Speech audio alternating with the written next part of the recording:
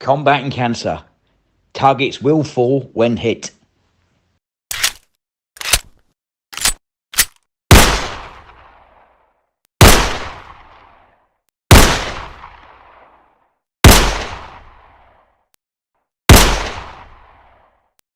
The G-Way. Welcome back to the G-Way Space Pod. So, quite an eventful few days, or a nice start to a new concept. So, the Armed Forces weekend actually worked out fantastic. Really enjoyed that. It was a great day all round, and your feedback from everybody has been absolutely superb. Lots of nice photographs, especially on the Lord Kitchener and the Lowestoft Facebook pages. So lots of you have been putting your photographs on there and short videos. So there's lots and lots to look at. The meeting the Fizz was pretty good for me, and I recently, as you'll see from the last podcast, then the Predator, or Pred 4B, has been in touch, sitting with Baby G in a rifle range, pointing a rifle at him, demanding the £5,000 ransom. And together, I believe that we can raise that money. It would be a fantastic achievement to be able to do that, just knowing that you guys have given me the opportunity. Well, you've helped me, to be fair. So whether you're a follower or you've subscribed or you just watch because it's interesting, then thank you very much for participating, because you're involved now as I am. So thank you. The ransom really went well. I do believe that Baby G is safe. Pred B, I hope you're looking after Baby G.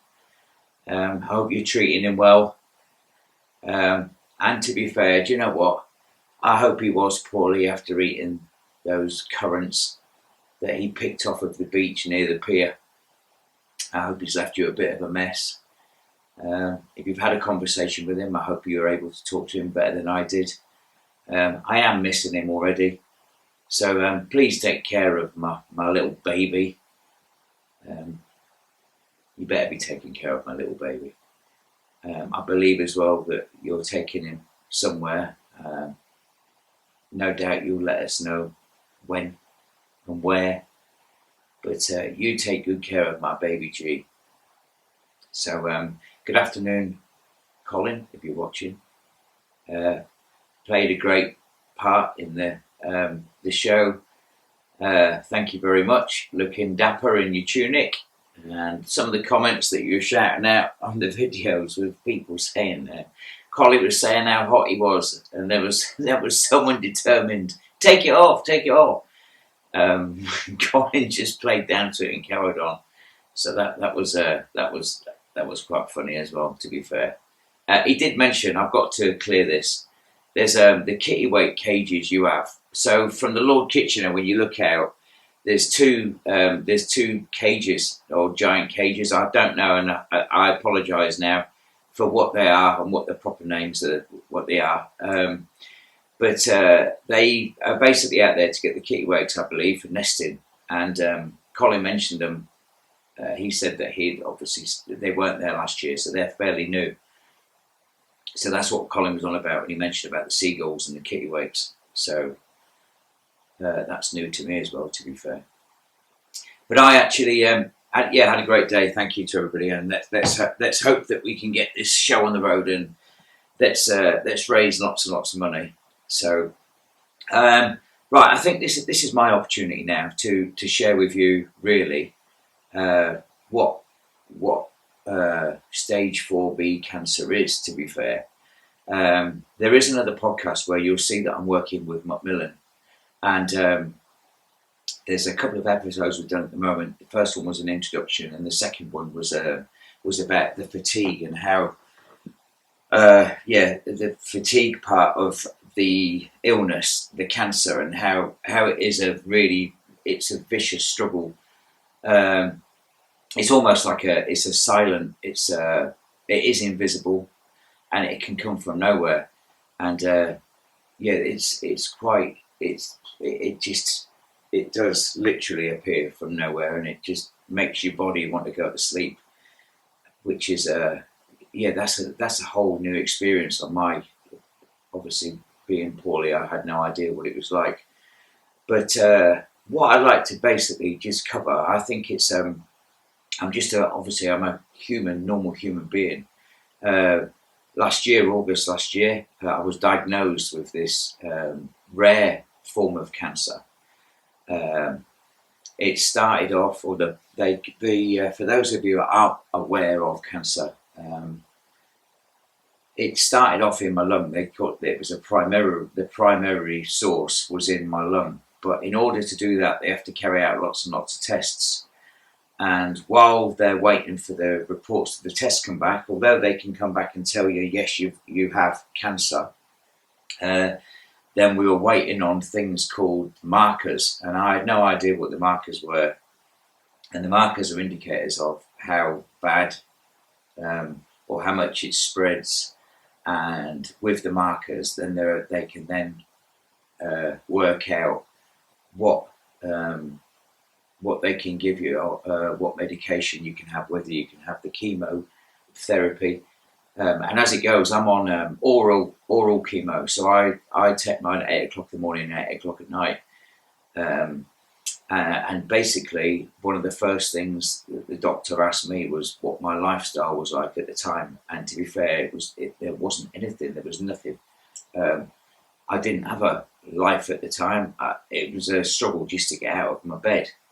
But winding back the clock a little bit further back on that, so I was sat in an office chair at a desk, and basically one of the guys walked past, and I was slumped. I was proper slumped in my chair, and he walked past, and obviously asked if I was all right. And it almost looked like I just had a little bit of a cat nap.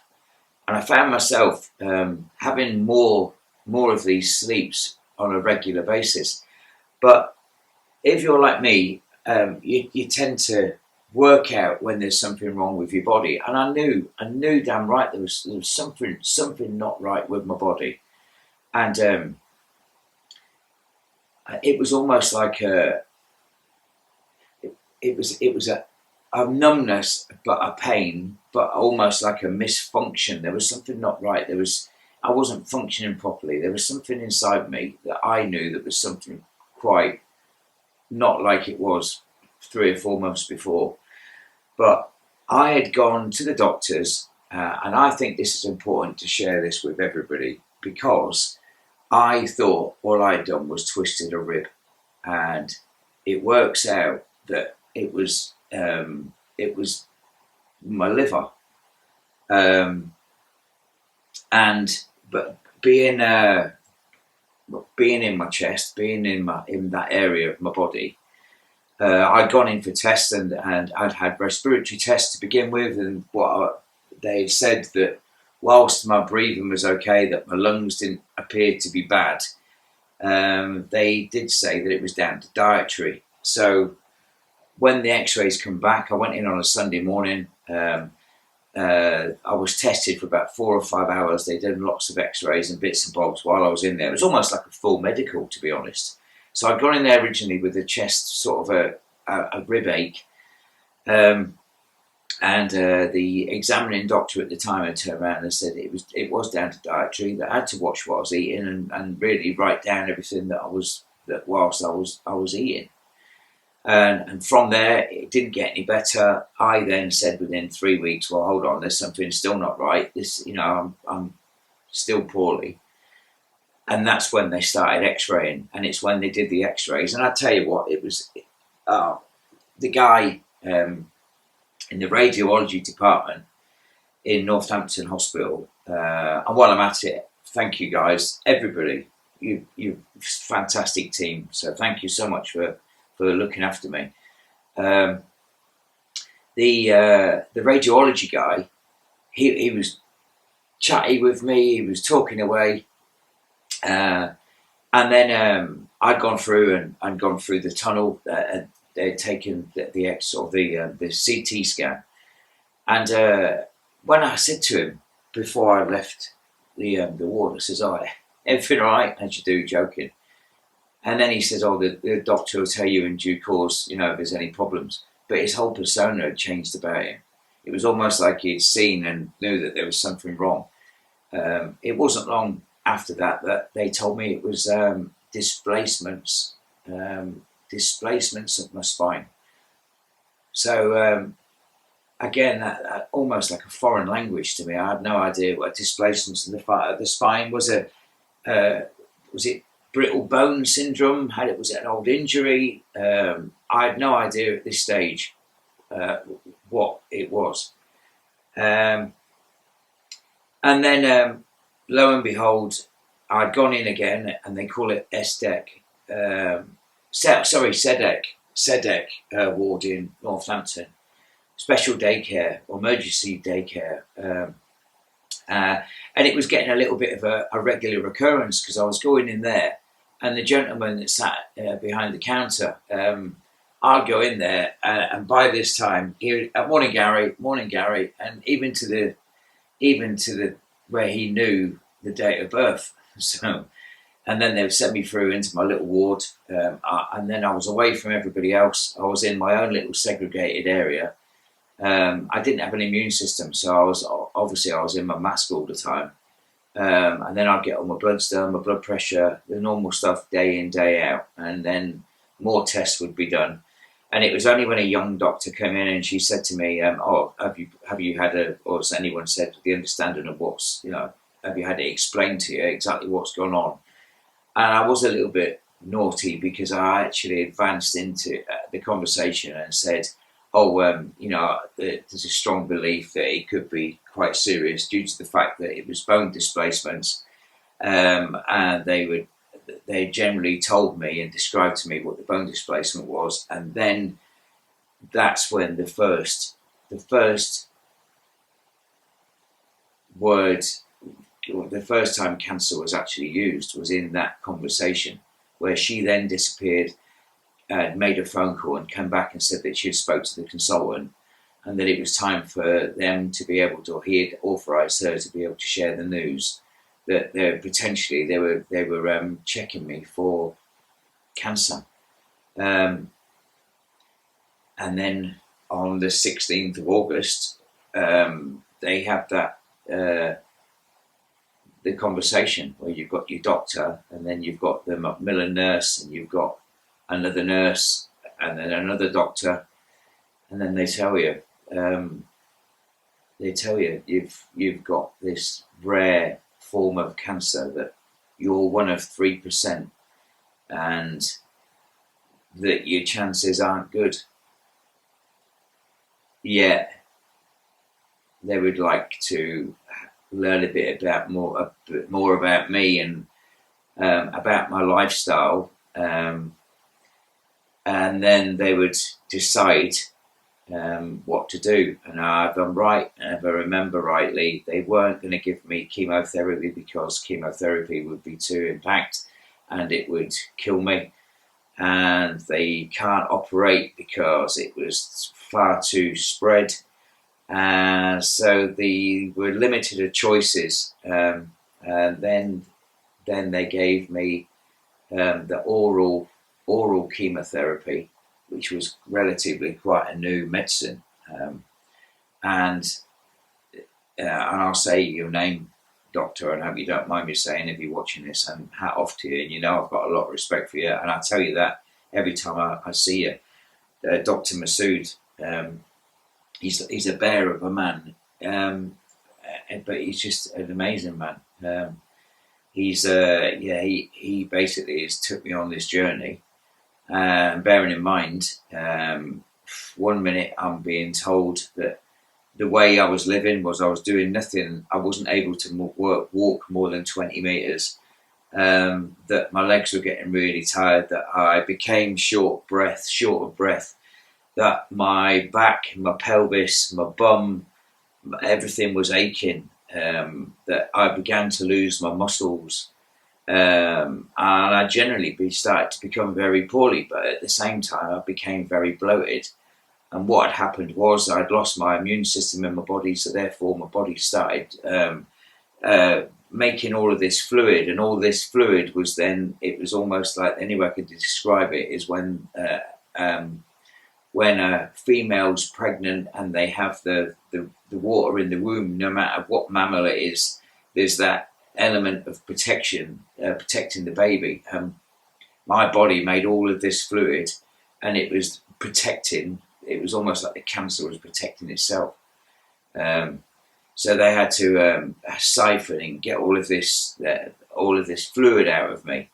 And at the time, it was literally removed 8 litres they took out of me the first time, and then 5 days later they then took another 4 or 5 litres out of me, and 7 days after that then they removed another 4 litres out of me.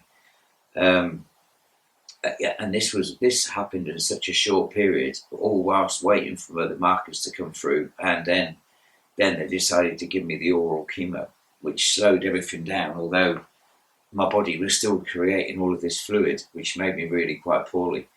I was given end-of-life palliative care, and I had no idea what that was. And then to be told end-of-life drill.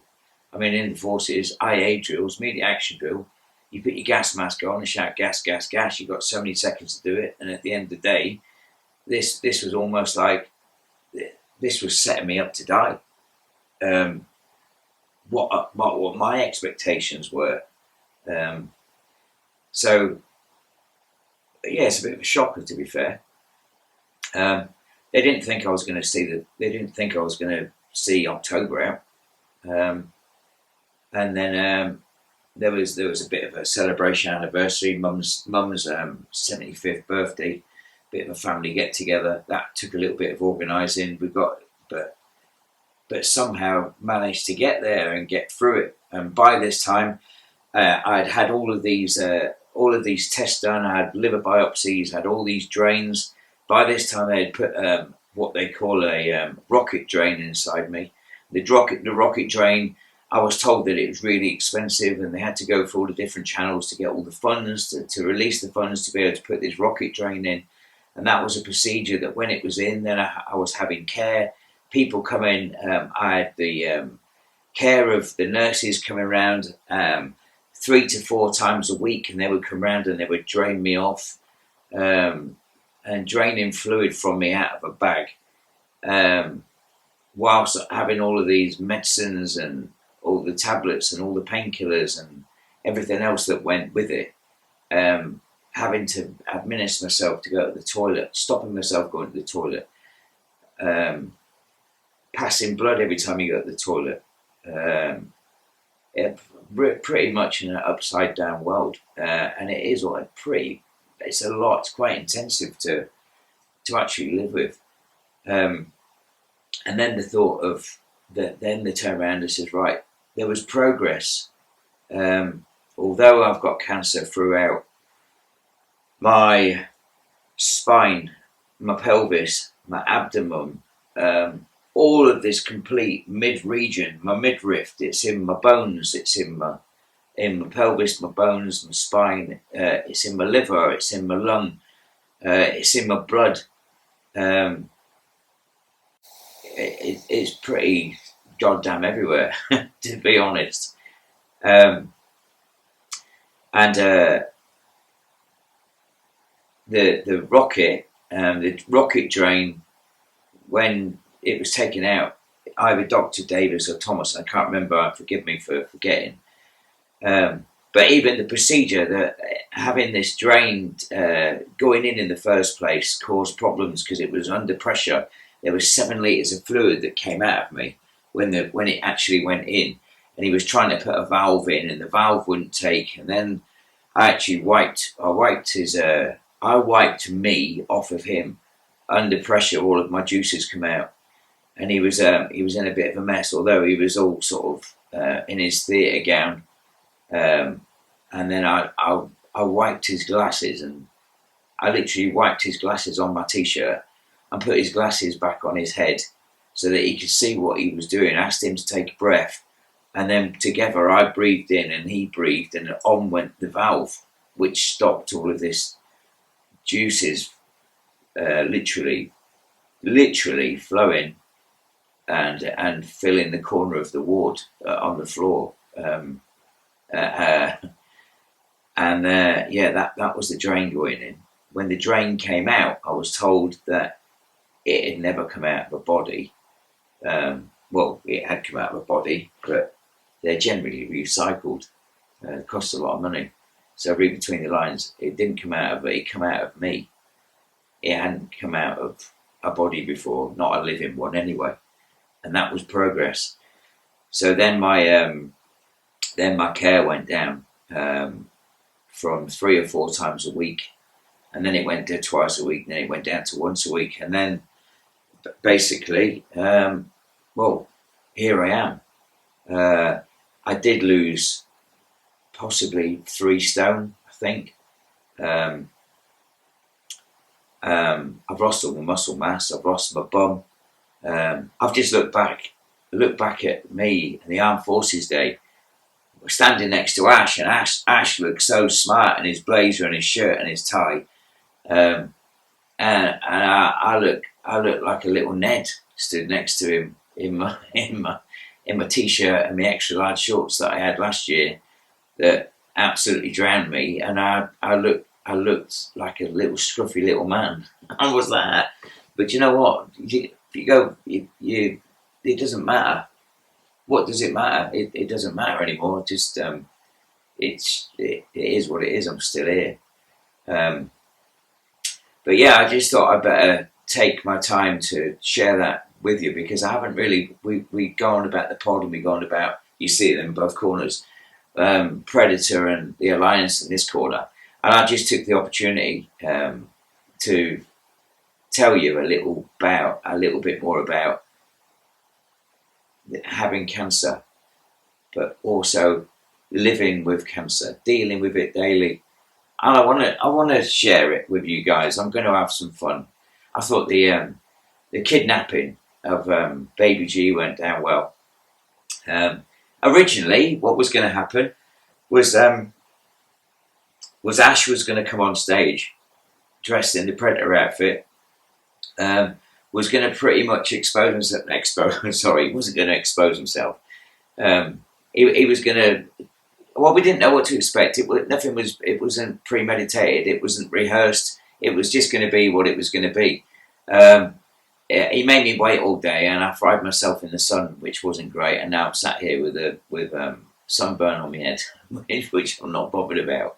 But when it happened, it was great. Poor old Colin didn't really know what was going on. We didn't pile the pressure on him. He knew he was having to do something, but the last thing he was told was that he was going to be on his mobility scooter with me next to him, and we were going to be hacking up the road on these 2 scooters, chasing the Predator or Pred 4B. And it didn't quite work out like that. And then it was fantastic. Cheryl called me from backstage, and then the Fizz had me on the stage with them. And lo and behold, then Cheryl mentioned about how are we going to get this ransom money, and everything just fell into place. So and again, I briefly met the crew, the Fizz, before they went on stage. And again, that wasn't supposed to happen. I just happened to be in the tent at the same time. We had a little bit a conversation. They didn't know what I was there for. They were there to perform. They weren't there to meet me. They went to perform as magicians, enjoy their afternoon, and then the next thing is that I'm on the stage with Colin, telling you guys that I was there to raise money for the Lord Kitchener because I had cancer. And I think it came as a bit of a shocker to the Fizz. And it was absolutely fantastic that they pulled me up on the stage and gave me the opportunity to tell you about Baby Jesus, to tell you about Baby G. And and it went on from there. The ransom Ransom's absolutely brilliant. To see Pred 4 with giving Baby G a hard time, and if you listened carefully to the Ransom and you play it back and you watch it again, there's maybe 10 song titles of the Fizz and Bucks Fizz in amongst the Ransom. I was doing that at probably about 3 o'clock this morning, but not because I can or I wanted to. It's because for some reason at 1:21 my body wakes up, bing, and then my brain functions, and that's me awake. Literally pretty much all night, right through to about 6:30. I have a cat nap dose for about half an hour, 40 minutes, take my meds at 8 o'clock. I go to sleep or hallucinate or call it whatever you want for 15 minutes, half an hour, and then I get up and have a cup of coffee and my day starts. And that's where it all starts. But yeah, just to sit there last night and think of the to come up with a bit of a ransom and how we were going to do it. Fair play to Ash. Ash just did it off the cuff. Sent me through the video, and then from there we've just added them together. And Jamie, as he's the boy that does all the editing and does all the soundtracks and the editing and puts the videos together, and he's done a damn good job, and it's brilliant. And then long may it go on. And obviously Mike, you met Mike on the way down there. Mike's the guy that done this backdrop behind us. He also done the board as well for the Combating Cancer, the G-Way. So yeah, we'll get to meet Jamie. I think it's important we meet Jamie because he does a sterling job, and to be fair, he works full time, and to do this and to volunteer to do it and put it together is great.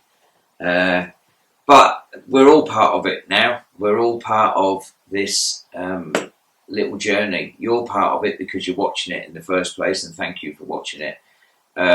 You're a bigger part of it if you can hit subscribe, and you can literally go to the FundMe page, and it's the Lord Kitchener GoFundMe. Look, as little as £1, it would be fantastic. It matters not. It's the participating, and my minimum. I mean, there's a ransom out there for 5,000. We want to do this. We can do this. You can do this. You've sat. And thank you for listening.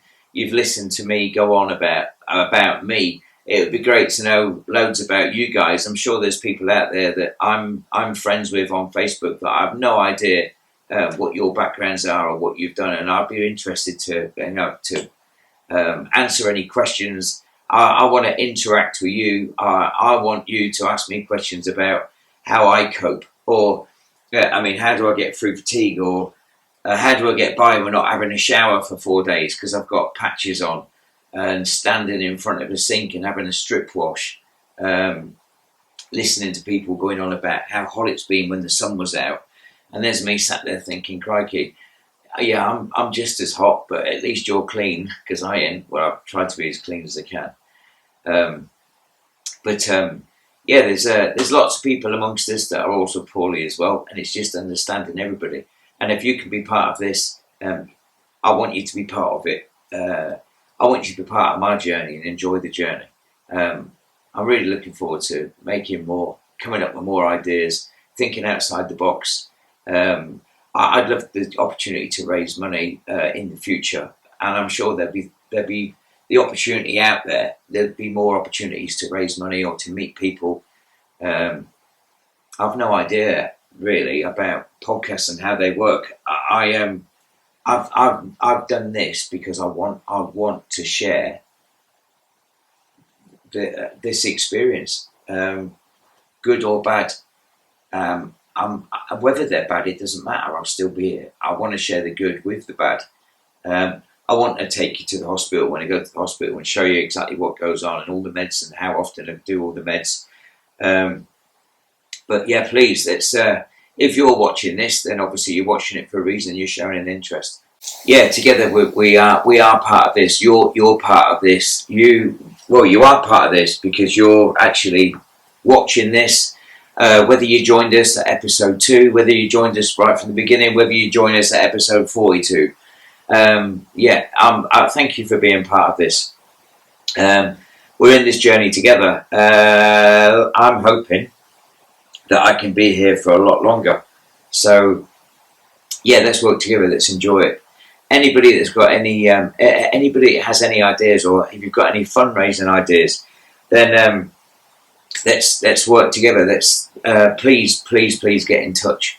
The best thing you can do for me is share this podcast with your friends and family, please. Get people to subscribe. Let's do this. Let's enjoy it together. So, and I have to do this because I've been told now that I've done it too often. I say quite a lot, which I've noticed. But I have started saying bye-bye. So, a special bye-bye. And I'll see you soon. Don't forget to pledge. Let's get this ransom sorted out. Let's get this money. Get me baby G back. And Pred 4B, you're doing a great job, but we're coming for you. Okay? Bye-bye. Combating cancer. Targets will fall when hit.